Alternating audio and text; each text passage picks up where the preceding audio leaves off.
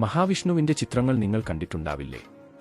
ആ നീല നിറമുള്ള ദേവന്റെ നെഞ്ചിന്റെ ഇടതുഭാഗത്ത് ഒരു പ്രത്യേക അടയാളം പതിഞ്ഞതായി ശ്രദ്ധിച്ചിട്ടുണ്ടോ?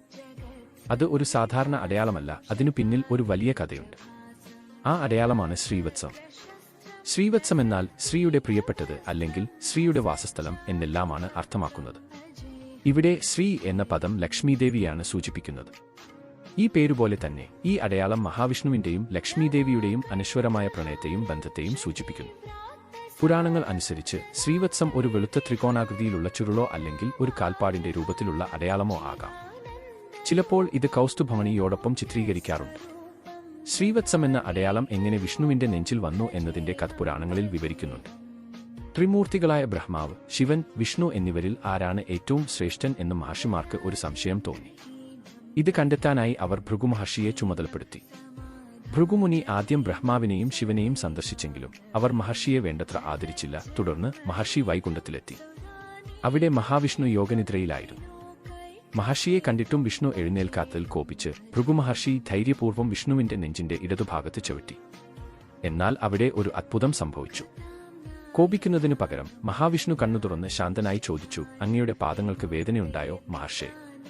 ഭൃഗുമഹർഷിയുടെ പാദത്തിൽ അഹങ്കാരത്തിന്റെയും കോപത്തിന്റെയും പ്രതീകമായ ഒരു മൂന്നാം കണ്ണ് ഉണ്ടായിരുന്നു.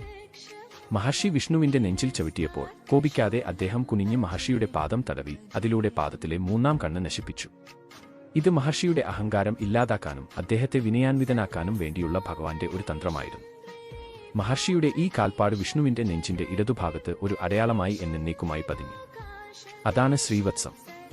ഭൃഗുമഹർഷി മഹാവിഷ്ണുവിന്റെ നെഞ്ചിൽ ചവിട്ടിയപ്പോൾ വിഷ്ണു അത് ക്ഷമിച്ചെങ്കിലും നെഞ്ചിൽ വസിക്കുന്ന ലക്ഷ്മീദേവി മഹർഷിയുടെ പ്രവൃത്തിയിൽ അപമാനിതയായി. കോപിഷ്ഠയായ ദേവി വൈകുണ്ഠം ഉപേക്ഷിച്ച് ഭൂമിയിലേക്ക് ഇറങ്ങിപ്പോയി. ലക്ഷ്മിയെ തേടി ദുഃഖിതനായ മഹാവിഷ്ണുവും ഭൂമിയിലേക്ക് വന്നു.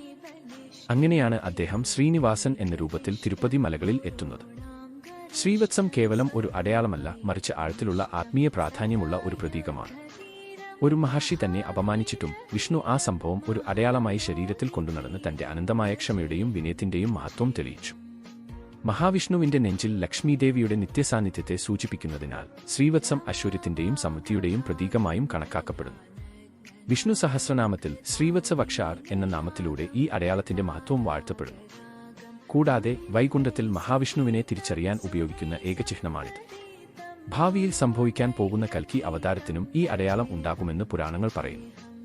ഈ അടയാളം വിഷ്ണുവിന്റെയും ലക്ഷ്മിയുടെയും അനശ്വരമായ സ്നേഹത്തെയും ഭഗവാന്റെ മഹത്വത്തെയും നമ്മെ ഓർമ്മിപ്പിക്കുന്നു.